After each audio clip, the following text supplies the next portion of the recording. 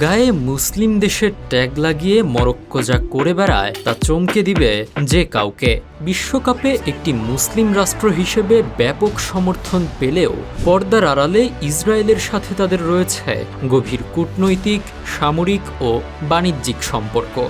ধর্মীয় আবেগের কারণে অনেকেই দেশটিকে ফিলিস্তিনের অকৃত্রিম বন্ধু ভাবেন, কিন্তু বাস্তবে স্বাধীন ফিলিস্তিন রাষ্ট্রের দাবিকে পাশ কাটিয়ে আব্রাহাম চুক্তির মাধ্যমে ইসরায়েলের সাথে প্রকাশ্যে হাত মিলিয়েছে এই আরব রাষ্ট্রটি।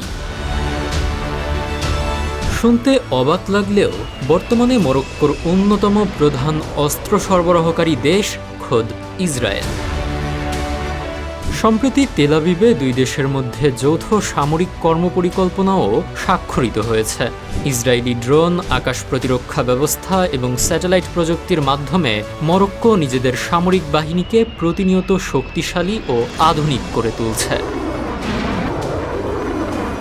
এর পেছনের মূল কারণ পশ্চিম সাহারা অঞ্চলের নিয়ন্ত্রণ নিয়ে প্রতিবেশী আলজেরিয়ার সাথে তাদের ভূ-রাজনৈতিক দ্বন্দ্ব। এই বিশাল ভূখণ্ডের ওপর নিজেদের অধিকার নিশ্চিতে ইসরায়েলের স্বীকৃতি আদায় করে নিয়েছে মরক্কো। পাশাপাশি কৃষি খাতে ইসরায়েলি সেচ প্রযুক্তির ব্যবহার এবং ফসফেট বাণিজ্যেও দুই দেশ ব্যাপকভাবে যুক্ত। মরক্কোর সাধারণ মানুষের মনে ফিলিস্তিন প্রীতি ও ইসরায়েল বিরোধী বিক্ষোভ থাকলেও রাষ্ট্রীয় নীতিতে তার কোনো প্রভাব নেই। দিন শেষে ভূরাজনৈতিক স্বার্থ, সামরিক শ্রেষ্ঠত্ব ও ক্ষমতার কাছে ধর্মীয় পরিচয় কেবলই একটি বাহ্যিক আবরণ।